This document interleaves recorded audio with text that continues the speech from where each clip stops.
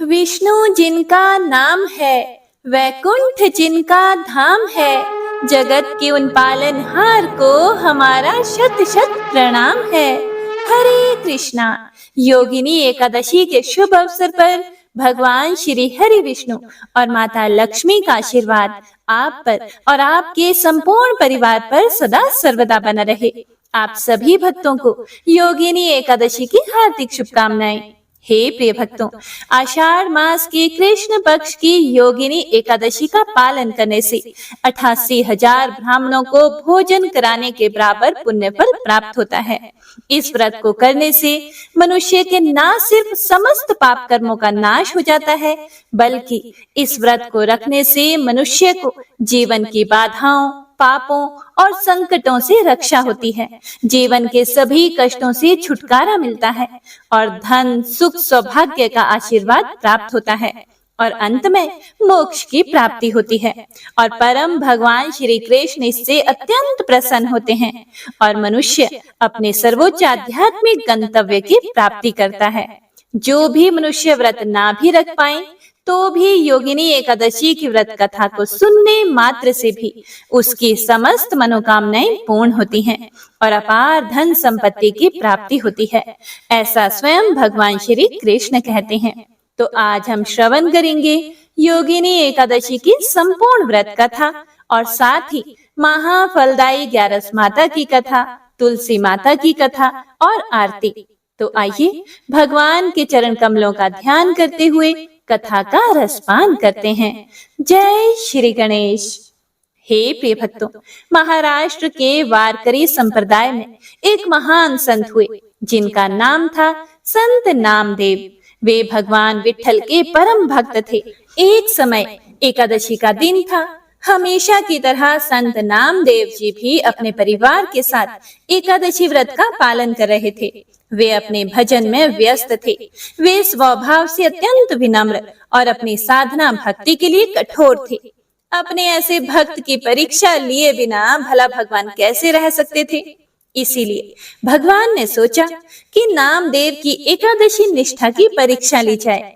और हे प्रिय भक्तों, जब भगवान अपने भक्त की परीक्षा लेते हैं तो वह वास्तव में अपने उस भक्त की ख्याति को विश्व में बढ़ाना चाहते होते हैं।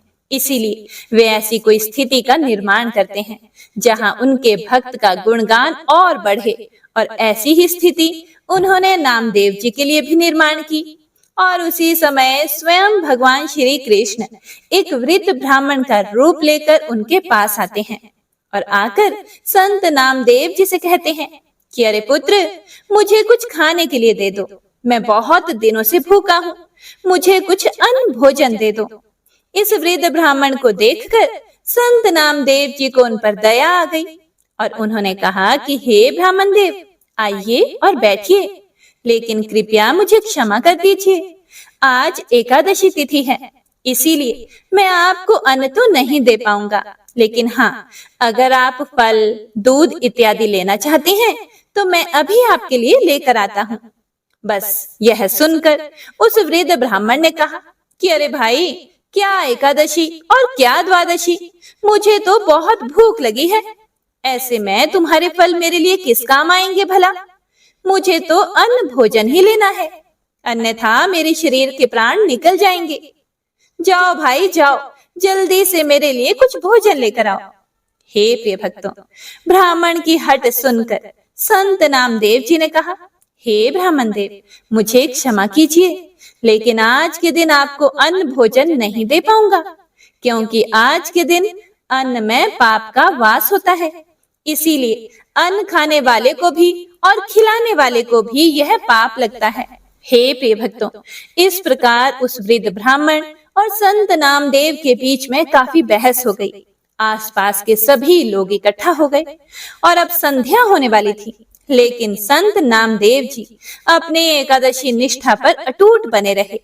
आसपास के लोग उन्हें समझाने लगे कि भाई, इस ब्राह्मण को भोजन दे दो, वरना अगर इसे कुछ हो गया तो तुम्हारे ऊपर ब्रह्म हत्या का पाप लग जाएगा। लेकिन संत नामदेव जी नहीं माने। आखिरकार दिन के चौथे प्रहर के अंत में क्रोध में आकर वह ब्राह्मण पैर फैलाकर जमीन पर लेट गया ऐसा लग रहा था कि मानो बस उसके प्राण निकल ही रहे थे। हे प्रिय भक्तों, अब देखिए, एक शुद्ध भक्त के भाव को बाहरी दुनिया के लोग भला कहाँ समझ पाते हैं। इसीलिए आसपास के लोगों ने भी संत नामदेव के ऊपर ब्राह्मण हत्या का आरोप लगा दिया और उन्हें समाज से बहिष्कृत कर दिया। लेकिन इन सभी बातों से संत नामदेव की एकादशी निष्ठा में कोई भी परिवर्तन नहीं आया। उन्होंने वह संपूर्ण रात्रि अपने नियम के अनुसार भगवान हरि के नाम का जप और कीर्तन करते हुए जागरण किया। प्रातः काल अपने आप को तैयार करके उन्होंने एक चिता बनाई और उस ब्राह्मण के मृत शरीर को लेकर वे उस चिता में बैठ गए। उन्होंने सोचा कि जिस शरीर के द्वारा इस ब्राह्मण की हत्या हुई है, उस शरीर का नाश कर देना ही अच्छा होगा। और बस अब चिता प्रज्वलित होने ही वाली थी कि उसी समय भगवान श्री हरि विष्णु, जो ब्राह्मण वेश में आए थे, अपने दिव्य स्वरूप में प्रकट हुए। उन्होंने संत नामदेव जी की एकादशी निष्ठा की प्रशंसा करते हुए कहा, हे नामदेव, तुम्हारी एकादशी निष्ठा देखकर मैं अत्यंत प्रसन्न हुआ हूँ। मैं तो केवल तुम्हारी परीक्षा ले रहा था। ऐसी व्रत निष्ठा मुझे अत्यंत आनंद प्रदान करती है। आज से तुम्हारे यशोगान में और वृद्धि होगी। आने वाले अनंत काल तक तुम्हारी एकादशी निष्ठा के गुण गाए जाएंगे। इतना कहकर भगवान अंतर ध्यान हो गए। जब आसपास के लोगों ने यह दृश्य देखा तो वह संत नामदेव के चरणों में आकर गिर पड़े और अपने मूर्खतापूर्ण व्यवहार के लिए उनसे क्षमा याचना करने लगे। हे प्रिय भक्तों, संत नामदेव जी ने भगवान के प्रति प्रेम और भक्ति को अभिव्यक्त करते हुए अनेक गीतों की रचनाएं की हैं। उनके भक्ति गीत आज भी राष्ट्र राष्ट्र में अत्यंत प्रेम से गाए जाते हैं। हे प्रिय भक्तों, एकादशी के दिन जो भी मनुष्य भगवान के परम भक्तों के जीवन चरित्र को सुनता अथवा पढ़ता है, उनकी भगवान के प्रति भक्ति और प्रेम में वृद्धि होती है। जय श्री हरि विष्णु। हे प्रिय भक्तों, तो आइए अब योगिनी एकादशी की पौराणिक कथा का रसपान करते हैं। हे प्रिय भक्तों, भगवान श्री कृष्ण के श्रीमुख से एकादशियों का महात्म्य सुनकर श्रद्धा पूर्वक उन्हें प्रणाम करते हुए युधिष्ठिर महाराज ने कहा कि हे केशव, हे मधुसूदन, आपके श्रीमुख से एकादशियों की कथा सुनकर मुझे असीम आनंद की प्राप्ति हो रही है। हे भक्तवत्सल, हे त्रिलोकीनाथ, कृपया करके अब आषाढ़ माह के कृष्ण पक्ष की एकादशी की कथा भी सुनाइए। हे पुंडरीकाक्ष, आषाढ़ माह के कृष्ण पक्ष की एकादशी का नाम तथा महात्म्य क्या है, उसकी विधि क्या है तथा उसके करने से क्या फल प्राप्त होता है, कृपा करके इसके संबंध में भी मुझे विस्तार से बताइए। तब भगवान श्री कृष्ण बोले, हे पांडुपुत्र, आषाढ़ माह के कृष्ण पक्ष की एकादशी का नाम योगिनी है। इसके व्रत से सभी पाप नष्ट हो जाते हैं। यह व्रत इस लोक में भोग तथा परलोक में मुक्ति देने वाला है और साथ ही 88,000 ब्राह्मणों को भोजन कराने के बराबर फल की प्राप्ति होती है एवं मनुष्यों की सभी मनोकामनाएं पूर्ण होती हैं। हे धर्मराज, यह एकादशी तीनों लोकों में प्रसिद्ध है। इसके व्रत से सभी पाप नष्ट हो जाते हैं।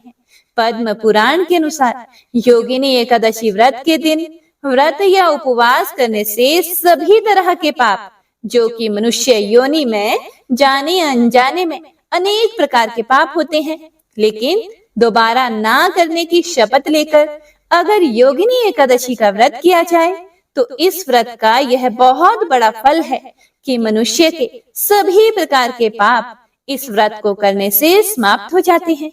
हे कुंती पुत्र, मैं तुम्हें पुराण में कही हुई कथा सुनाता हूँ। तुम एकाग्र चित्त होकर सुनो। अलकापुरी नामक यक्षों का एक अत्यंत सुंदर नगर था। इस नगर के राजा थे देवताओं के कोषाध्यक्ष और यक्षों के राजा कुबेर। उनका यह राज्य हिमालय की विशाल श्रृंखला के बीच बसा हुआ एक छोटा सा स्वर्ग जैसा लगता था। चारों ओर विशाल वृक्ष और शीतल जल से छलकते हुए झरने इस नगर की शोभा बढ़ा रहे थे। वातावरण में सदैव सुगंधित वायु बहती थी। ऐसे सुंदर राज्य के राजा कुबेर भगवान शिव के अनन्य भक्त थे।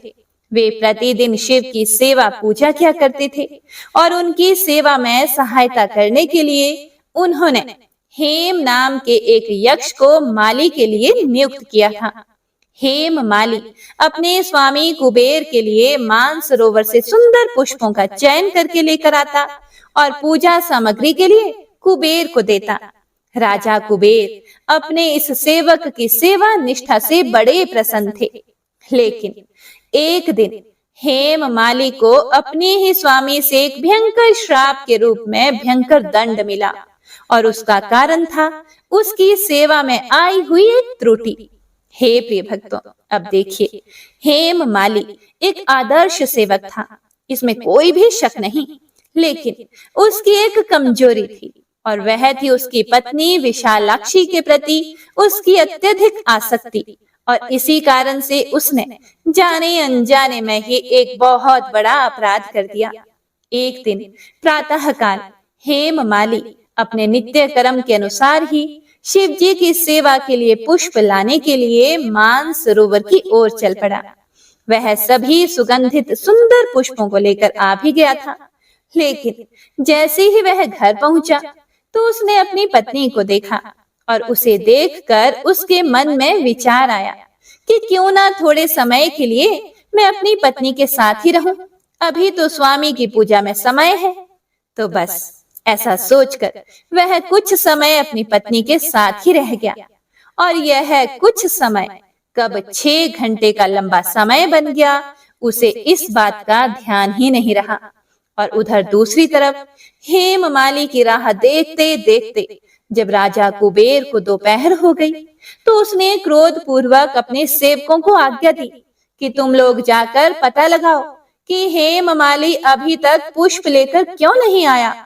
जब सेवकों ने उसका पता लगा लिया तो राजा के पास जाकर उन्होंने बताया कि हे राजन, वह हेम माली अपनी पत्नी के साथ रमण कर रहा है। बस इस बात को सुनकर राजा कुबेर ने हेम माली को बुलाने की आज्ञा दी और डर से कांपता हुआ हेम माली राजा के सामने उपस्थित हुआ। उसे देखकर कुबेर को अत्यंत क्रोध आया और उसके होंठ फड़फड़ाने लगे। राजा ने कहा, अरे मूर्ख, अरे नीच, तूने मेरे परम पूजनीय देवों के भी देव महादेव भगवान शिव जी का अपमान किया है। मैं तुझे श्राप देता हूँ कि तू स्त्री के वियोग में तड़पे और मृत्यु लोक में जाकर कोढ़ी का जीवन व्यतीत करे। हे प्रिय भक्तों, कुबेर के श्राप से वह तत्क्षण स्वर्ग से पृथ्वी पर आ गिरा और कोढ़ी हो गया। उसकी पत्नी भी उससे बिछड़ गई। मृत्यु लोक में आकर माली ने महान दुख भोगे। भयानक जंगल में जाकर बिना अन्न और जल के भटकता रहा। रात्रि को निद्रा भी नहीं आती थी। मृत्यु लोक में आकर उसने अनेक भयंकर कष्ट भोगे, किंतु भगवान शिव की कृपा से उसकी बुद्धि मलिन नहीं हुई और उसे पूर्व जन्म की भी सुध रही। अनेक कष्टों को भोगता हुआ तथा अपने पूर्व जन्म के कुकर्मों को याद करता हुआ वह हिमालय पर्वत की तरफ चल पड़ा और चलते चलते वह मार्कंडेय ऋषि के आश्रम में जा पहुंचा। वह ऋषि अत्यंत वृद्ध तपस्वी थे। वह दूसरे ब्रह्मा के समान प्रतीत हो रहे थे और उनका वह आश्रम ब्रह्मा की सभा के समान शोभा दे रहा था। ऋषि को देखकर हेम माली वहां गया और उन्हें प्रणाम करके उनके चरणों में गिर पड़ा। हेम माली को देखकर मार्कंडेय ऋषि ने कहा कि तूने कौन से निकृष्ट कर्म किए हैं जिससे तू कोढ़ी हुआ और भयानक कष्ट भोग रहा है। फिर मार्कंडेय ऋषि की बात सुनकर हेम माली बोला, हे मुनि श्रेष्ठ, मैं राजा कुबेर का अनुचर था। मेरा नाम हेम है। मैं कुबेर के यहाँ माली का काम करता था। मैं प्रतिदिन मानसरोवर से फूल लाकर शिव पूजा के समय कुबेर को दिया करता था। एक दिन पत्नी सहवास के सुख में फंस जाने के कारण मुझे समय का भान ही नहीं रहा और दोपहर तक पुष्प नहीं पहुंचा सका। ना जाने कब दोपहर हो गई। राजा फूलों का इंतजार करते करते क्रोधित हो गए उन्होंने मुझे बुलाने के लिए अपने सेवकों को भेजा। तब मुझे आभास हुआ कि आज मुझसे कितनी बड़ी गलती हो गई। लेकिन जब मैं जैसे ही राजा के पास पहुंचा, तब राजा ने मुझे श्राप दिया कि तू अपनी पत्नी का वियोग सहेगा और मृत्यु लोक में जाकर कोढ़ी बनकर दुख भोगेगा। इसी श्राप के कारण मैं कोढ़ी हो गया हूँ तथा पृथ्वी पर आकर भयंकर कष्ट भोग रहा हूँ। इसीलिए हे महर्षि, कृपया करके आप कोई ऐसा उपाय बताइए जिससे मेरी मुक्ति हो।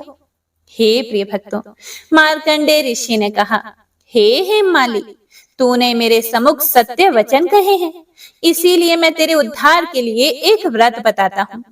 यदि तू आषाढ़ माह के कृष्ण पक्ष की योगिनी नामक एकादशी का विधान पूर्वक व्रत करेगा तो तेरे सभी पाप नष्ट हो जाएंगे। महर्षि के वचन सुनकर हेममाली अति प्रसन्न हुआ और उनके वचनों के अनुसार योगिनी एकादशी का विधान पूर्वक व्रत करने लगा। इस व्रत के प्रभाव से अपने पुराने स्वरूप में आ गया और अपनी पत्नी के साथ सुख पूर्वक रहने लगा। भगवान श्री कृष्ण युधिष्ठिर महाराज से आगे कहते हैं कि हे राजन, इस योगिनी एकादशी के व्रत का फल 88,000 ब्राह्मणों को भोजन कराने के बराबर है। इसके व्रत से सभी पाप नष्ट हो जाते हैं और अंत में मोक्ष प्राप्त करके प्राणी स्वर्ग का अधिकारी बनता है। हे युधिष्ठिर, एकादशी बहुत ही पावन तिथि है। सभी वेद और शास्त्र एक ही स्वर में कहते हैं कि भगवत भक्ति में प्रगति करने के लिए एकादशी व्रत का पालन करना बहुत ही महत्वपूर्ण है। इस दिन अपना ज्यादा से ज्यादा समय भगवान के नामों का जप करने, हरि कथा और वैष्णवों के संग में भगवान की लीलाओं का श्रवण करने में बिताना चाहिए। हे अर्जुन, अब मैं तुम्हें योगिनी एकादशी व्रत के नियम को बताता हूँ। इसे भी ध्यान पूर्वक सुनो। व्रत करने वाले को दशमी की रात्रि से ही एकादशी के व्रत के नियमों का पालन करना चाहिए।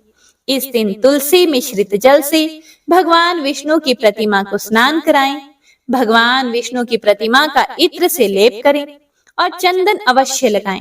योगिनी एकादशी के दिन पीपल की पूजा की बड़ी ही विशेष महिमा है। पीपल के तने में जल अर्पित करें और संध्या को घी का दीपक अवश्य जलाएं। इस दिन भूमि पर शयन करने से विशेष पुण्य फल की प्राप्ति होती है। रात्रि को भगवान विष्णु की प्रतिमा के समीप ही भूमि पर शयन करना चाहिए। योगिनी एकादशी के दिन गाय को हरा चारा और चने की दाल अवश्य खिलाएं। बंदरों को गुड़ और चना खिलाने से भी अनंत फल की प्राप्ति होती है।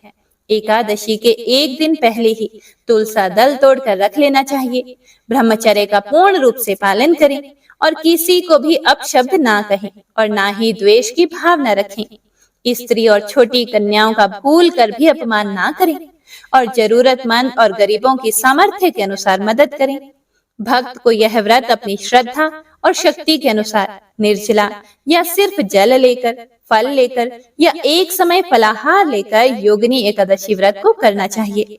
हे युधिष्ठिर, एक बार श्री कार्तिकेय जी के पूछने पर स्वयं महादेव जी ने एकादशी की महिमा को बताया था। उसे सुनो। महादेव जी कार्तिकेय जी से बोले कि जो कलयुग में एकादशी की रात जागरण करते हुए वैष्णव शास्त्र का पाठ करते हैं, उसके कोटि जन्मों में किए हुए 4 प्रकार के पाप नष्ट हो जाते हैं। योगिनी एकादशी के व्रत का फल 88,000 ब्राह्मणों को भोजन कराने के फल के बराबर होता है। जिसे एकादशी की रात में नींद नहीं आती और वह नाचता और गाता है, उसे मेरा भक्त जानना चाहिए। भगवान विष्णु उसे मोक्ष प्रदान करते हैं। जो भगवान विष्णु से बैर करते हैं, उन्हें पाखंडी जानना चाहिए। जो मनुष्य एकादशी की रात्रि में भगवान विष्णु के मुखारविंद का बारंबार दर्शन करता है, उसे हजारों यज्ञ का पुण्य प्राप्त होता है।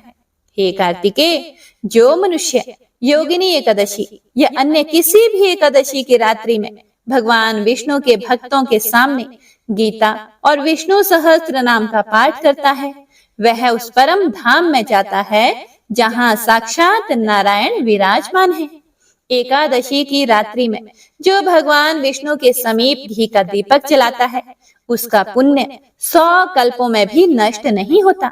जहाँ पर शालिग्राम शिला होती है, वहां पर साक्षात भगवान श्री हरि विष्णु रहते हैं। जो भक्त तुलसा दल से भगवान विष्णु का पूजन करता है, उसका पुनः जन्म नहीं होता।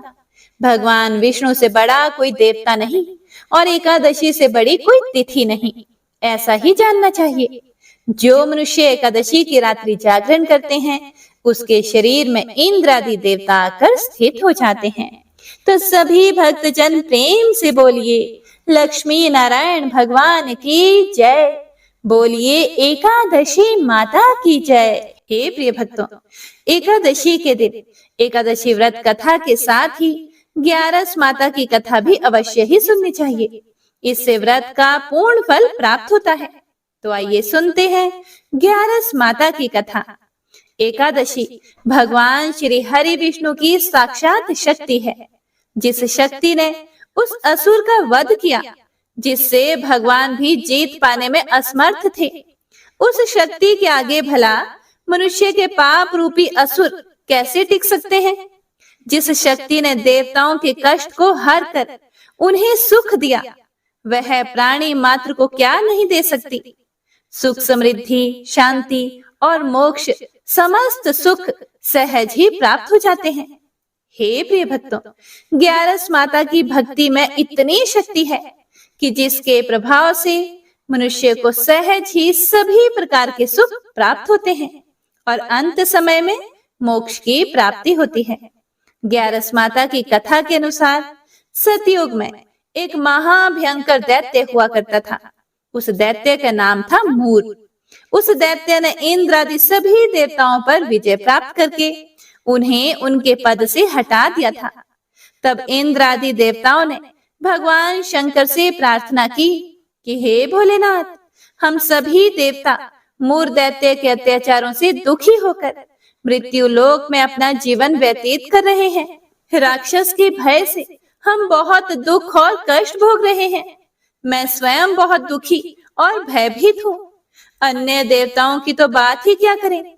इसीलिए हे कैलाशपति, कृपया करके आप मूर दैत्य के अत्याचार से बचाने का कोई उपाय बताइए। हे प्रिय भक्तों, देवराज इंद्र की प्रार्थना सुनकर भगवान शंकर ने कहा, हे देवेंद्र, आप भगवान श्री हरि विष्णु की शरण में जाइए। मधु कैटभ का संहार करने वाले भगवान श्री हरि विष्णु देवताओं को अवश्य ही इस भय से मुक्त करेंगे। भगवान शंकर के आदेश के अनुसार इंद्र तथा अन्य सभी देवता क्षीर सागर गए, जहां पर भगवान श्री हरि विष्णु शेष शैया पर विराजमान थे। इंद्र सहित सभी देवताओं ने भगवान श्री हरि विष्णु को देखा और उनके सामने उपस्थित होकर उनकी स्तुति करने लगे। देवता कहने लगे, हे तीनों लोकों के स्वामी, आप स्तुति करने योग्य हैं। हम सभी देवताओं का आपको कोटि कोटि प्रणाम है। हे दैत्यों के संहारक, हम आपकी शरण में हैं। आप हमारी रक्षा करें। हे त्रिलोकपति, हम सभी देवता दैत्यों के अत्याचार से भयभीत होकर आपकी शरण में आए हैं। इस समय दैत्यों ने हमें स्वर्ग से निकाल दिया है और हम सभी देवता बड़ी ही दयनीय स्थिति में मृत्यु लोक में घूम रहे हैं। अब आप ही हमारे रक्षक हैं, हमारी रक्षा करें। हे जगन्नाथ, आप हमारी रक्षा करें। देवताओं की करुण पुकार सुनकर भगवान श्री हरि विष्णु बोले, हे देवगणों, वह कौन सा दैत्य है जिसने देवताओं को जीत लिया है? आप सभी देवगण किसके भय से पृथ्वी लोक में भटक रहे हैं? क्या वह दैत्य इतना बलवान है जिसने इंद्र सहित सभी देवताओं को जीत लिया है? तुम निर्भय होकर मुझे सब हाल बताओ। भगवान श्री हरि विष्णु के इन स्नेहमयी वचनों को सुनकर देवेंद्र ने कहा, हे प्रभु, प्राचीन काल में ब्रह्म वंश में उत्पन्न हुआ नाड़ी जंगम नाम का एक असुर था, जिसका मूर नामक एक पुत्र है, जो चंद्रवती नामक नगरी में निवास करता है, जिसने अपने बल से मृत्यु लोक और देवलोक को जीत लिया है और सभी देवताओं को देवलोक से निकालकर अपने दैत्य कुल के असुरों को इंद्र, अग्नि, यम, वरुण और चंद्रमा आदि सभी को लोकपाल बना दिया है। वह स्वयं सूर्य बनकर पृथ्वी को तापता है और स्वयं मेघ बनकर जल की वर्षा करता है। इसीलिए आप इस बलशाली भयानक असुर का संहार करके देवताओं की रक्षा करें। देवेंद्र के मुख से ऐसे वचन सुनकर भगवान श्री हरि विष्णु बोले, हे देवताओं, मैं आपके शत्रु का शीघ्र ही संहार करूंगा। आप सभी इसी समय मेरे साथ चंद्रवती नगरी चलिए। देवताओं की पुकार पर भगवान श्री हरि विष्णु तुरंत ही उनके साथ चल पड़े और उधर दैत्यराज मुर ने अपने तेज से जान लिया था कि भगवान श्री हरि विष्णु युद्ध की इच्छा से उसकी राजधानी में आ रहे हैं। इसीलिए अपने राक्षस योद्धाओं के साथ वह भी युद्ध भूमि में आकर गरजने लगा और देखते ही देखते युद्ध प्रारंभ हो गया। युद्ध शुरू होने पर अनगिनत असुर अपने अस्त्र शस्त्रों को धारण करके देवताओं से युद्ध करने लगे, लेकिन देवता तो पहले से ही डरे हुए थे। वह अधिक देर तक राक्षसों का सामना ना कर सके और भाग खड़े हुए। तब भगवान श्री हरि विष्णु स्वयं युद्ध भूमि में आ गए। दैत्य पहले से भी ज्यादा जोश में भरकर भगवान श्री हरि विष्णु से युद्ध करने लगा। वे अपने अस्त्र शस्त्रों से उन पर भयानक प्रहार करने लगा। दैत्यों के आक्रामक वारों को श्री हरि विष्णु अपने चक्र और गदा के प्रहारों से नष्ट करने लगे। इस युद्ध में अनेक दैत्य सदा के लिए मृत्यु की गोद में समा गए, किंतु दैत्यराज मुर भगवान विष्णु के साथ निश्चल भाव से युद्ध करता रहा। उसका तो जैसे अभी बाल भी बांका नहीं हुआ था। वह बिना डरे युद्ध कर रहा था। भगवान विष्णु मुर को मारने के लिए जिन जिन शस्त्रों का प्रयोग करते, वे सब उसके तेज से नष्ट होकर उस पर पुष्पों के समान गिरने लगते। अनेक अस्त्र शस्त्रों का प्रयोग करने पर भी भगवान श्री हरि विष्णु उससे जीत ना सके। तब वे आपस में मल्ल युद्ध करने लगे। भगवान श्री हरि विष्णु उस असुर से देवताओं के लिए सहस्त्रों वर्षों तक युद्ध करते रहे, किंतु उस असुर से जीत ना सके। अंत में भगवान विष्णु शांत होकर विश्राम करने की इच्छा से बद्रिकाश्रम स्थित 38 कोस लंबी एक द्वार वाली हेमवती नाम की एक गुफा में प्रवेश कर गए। उस गुफा में भगवान ने शयन किया। भगवान विष्णु के पीछे पीछे वह दैत्य भी चला आया। भगवान श्री हरि विष्णु को सोता हुआ देखकर वह दैत्य उन्हें मारने को तैयार हुआ। वह सोच रहा था कि आज तो मैं अपने चिर शत्रु को मारकर हमेशा हमेशा के लिए निष्कंटक हो जाऊंगा।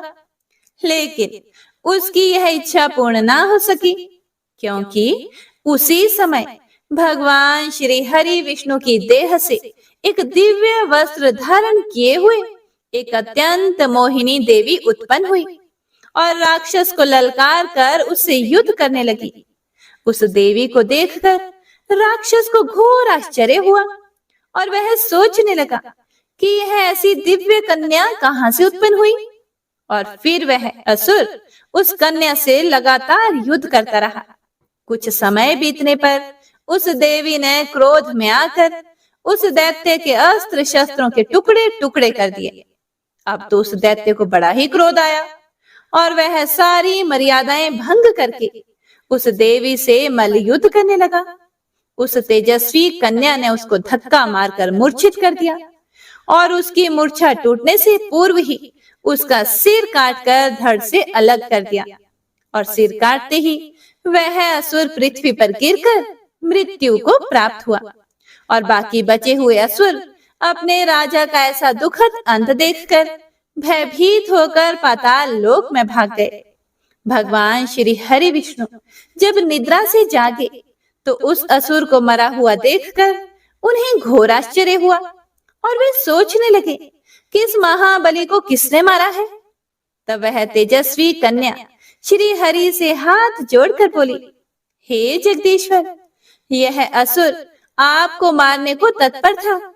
तब मैंने आपके शरीर से उत्पन्न होकर इस असुर का वध किया है।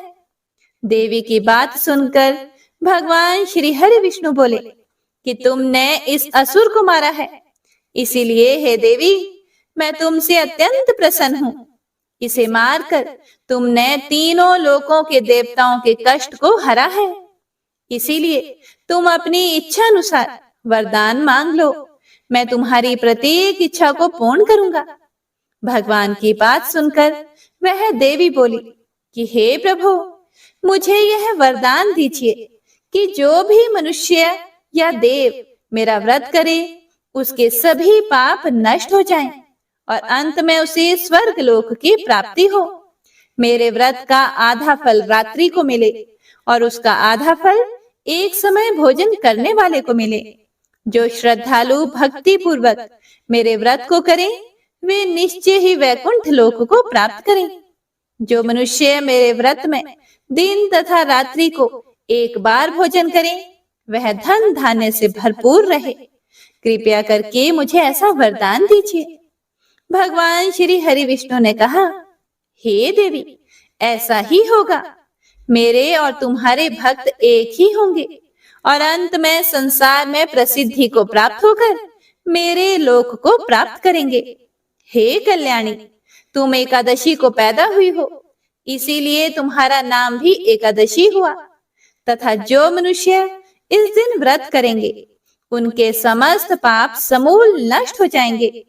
तुम मेरे लिए अब तीज, अष्टमी, नवमी और 14 से भी अधिक प्रिय हो। तुम्हारे व्रत का फल सभी तीर्थों के फल से भी महान होगा। यह मेरा अकाट्य कथन है। इतना कहकर भगवान श्री हरि विष्णु उसी स्थान पर अंतर ध्यान हो गए। तो सभी प्रेम से बोलिए, एकादशी माता और विष्णु भगवान की जय। हे प्रिय भक्तों, तो आइए अब सभी मनोकामनाओं को पूर्ण करने वाली तुलसी माता की बड़ी ही पावन कथा को सुनते हैं। एक बार एक गांव में एक बुजुर्ग महिला रहा करती थी। वह प्रतिदिन पूजा पाठ किया करती थी। वह रोज तुलसी माँ की पूजा करती थी और वह बुजुर्ग महिला रोज तुलसी माता से कहती, हे तुलसी माँ, तुम मुझे बहू दे, पीताम्बर की धोती दे, मीठा मीठा घास दे, वैकुंठ में वास दे, चटक की चाल दे, पटक की मौत दे, चंदन का काट दे, रानी का काज दे, दाल भात का भोजन दे, 11 की मौत दे और कृष्ण जी का कंधा दे। वह बुजुर्ग महिला हर महीने में तुलसी माता की रोज पूजा करती थी और उनके बिरले को रोज सींचती। तुलसी माता बुजुर्ग महिला की बात सुनकर धीरे धीरे सूखने लगी। तभी भगवान श्री कृष्ण जी ने देखा कि तुलसी माता सूख रही है और तभी एक दिन भगवान श्री कृष्ण तुलसी माता जी के पास प्रकट हुए और भगवान श्री कृष्ण जी ने तुलसी माता से पूछा, तुम क्यों सूख रही हो? सभी महिलाएं तुम्हारी पूजा करती हैं और तुमको रोज सींचती हैं, लेकिन फिर भी तुम सूखती जा रही हो। इसका कारण क्या है?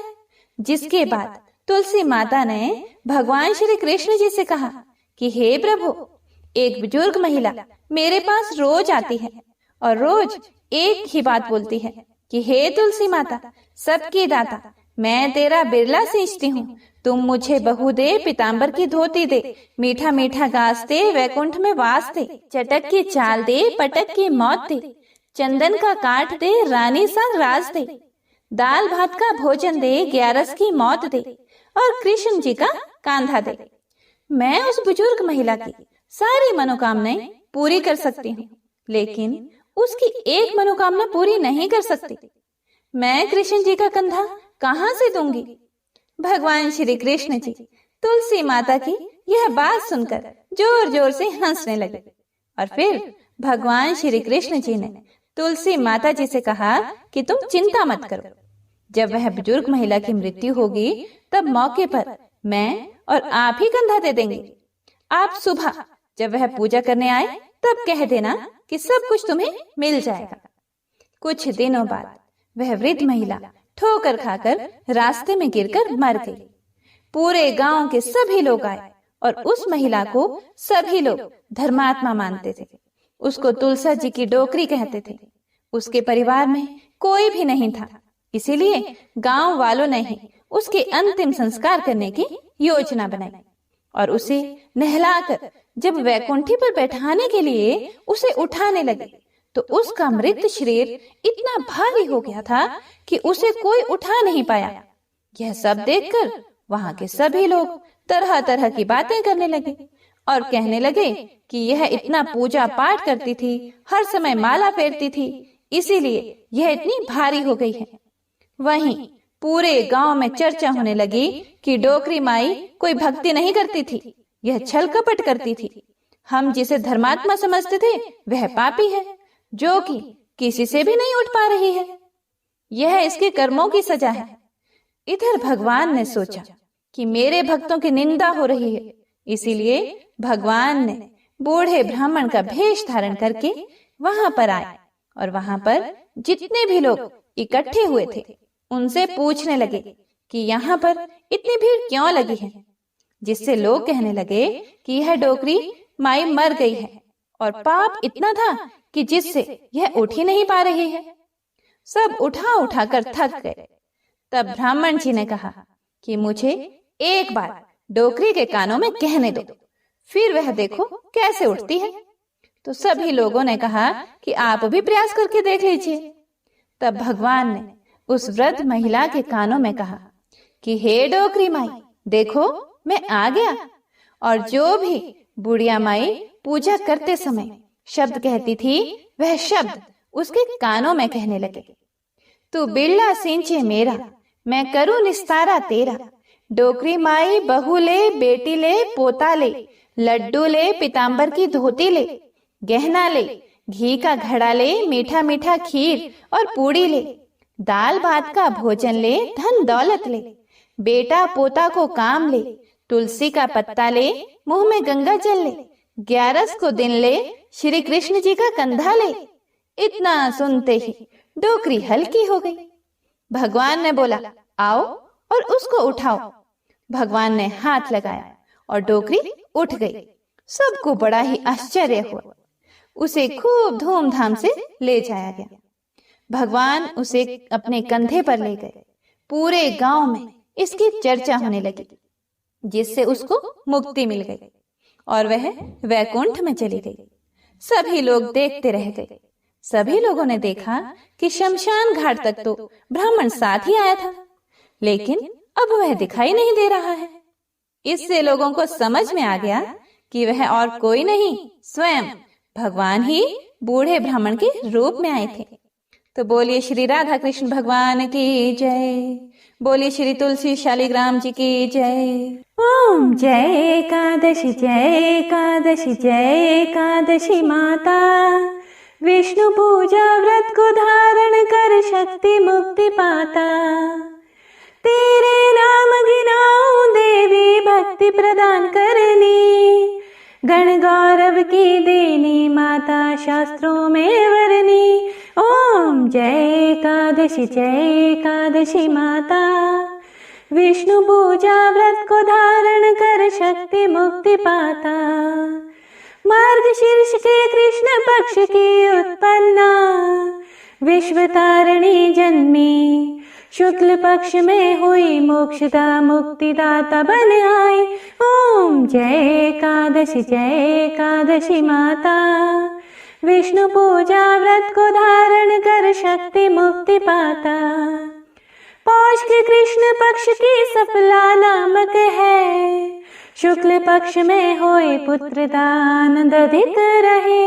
ओम जय एकादशी, जय एकादशी माता। विष्णु पूजा व्रत को धारण कर शक्ति मुक्ति पाता। नाम षट तेला माघ मास में कृष्ण पक्ष आवे, शुक्ल पक्ष में जया कहावे, विजय सदा पावे। ओम जय एकादशी, जय एकादशी माता। विष्णु पूजा व्रत को धारण कर शक्ति मुक्ति पाता। विजया फागुन कृष्ण पक्ष में शुक्लामल की, पाप मोचनी कृष्ण पक्ष में चैत्र महाबल की। ओम जय एकादशी, जय एकादशी माता। विष्णु पूजा व्रत को धारण कर शक्ति मुक्ति पाता। चैत्र शुक्ल में नाम कामदा धन देने वाली, नाम बरूथिनी कृष्ण पक्ष में वैशाख माह वाली। ओम जय एकादशी माता, विष्णु पूजा व्रत को धारण कर शक्ति मुक्ति पाता। शुक्ल पक्ष में हुए मोहिनी अपरा ज्येष्ठ कृष्ण पक्षी, नाम निर्जला सब सुख करनी शुक्ल पक्ष रखी। ओम जय एकादशी माता, विष्णु पूजा व्रत को धारण कर शक्ति मुक्ति पाता। योगिनी नाम आषाढ़ माह में जानो कृष्ण पक्ष करनी, देवशयनी नाम कहायो शुक्ल पक्ष धरनी। ओम जय एकादशी माता, विष्णु पूजा व्रत को धारण कर शक्ति मुक्ति पाता। कामिक श्रवण मास में आवे कृष्ण पक्ष कहिए, श्रवण शुक्ला होए पवित्र आनंद से रहिए। ओम जय एकादशी माता, विष्णु पूजा व्रत को धारण कर शक्ति मुक्ति पाता। अजा भाद्रपद कृष्ण पक्ष की परिवर्तनी शुक्ला, इंद्राश्विन कृष्ण पक्ष में व्रत से भव सागर निकला। ओम जय एकादशी माता, विष्णु पूजा व्रत को धारण कर शक्ति मुक्ति पाता। पपंकुशा है शुक्ल पक्ष में आप हरनहारी, रमा मास कार्तिक में आवे सुखदायक भारी। ओम जय एकादशी माता, विष्णु पूजा व्रत को धारण कर शक्ति मुक्ति पाता। देवोत्थानी शुक्ल पक्ष के दुख नाशक मैया, पावन मास में करूं विन्नति पार करो नैया। ओम जय एकादशी माता, विष्णु पूजा व्रत को धारण कर शक्ति मुक्ति पाता। परमा कृष्ण पक्ष में होती जन मंगल करनी, शुक्ल पास में होए पद्मिनी दुख दारिद्र हरनी। ओम जय एकादशी माता, विष्णु पूजा व्रत को धारण कर शक्ति मुक्ति पाता। जो कोई आरती एकादशी की भक्ति सहित गावे, जन गुरुदिता स्वर्ग का वासा निश्चय ही पावे। ओम जय एकादशी माता, विष्णु पूजा व्रत को धारण कर शक्ति मुक्ति पाता। शक्ति मुक्ति पाता, शक्ति मुक्ति पाता। प्रेम से बोलिए एकादशी माता की जय। हे प्रिय भक्तों, तो यह थी आज की कथा। पसंद आई हो तो लाइक करके कमेंट बॉक्स में जयकारा जरूर लगाइएगा।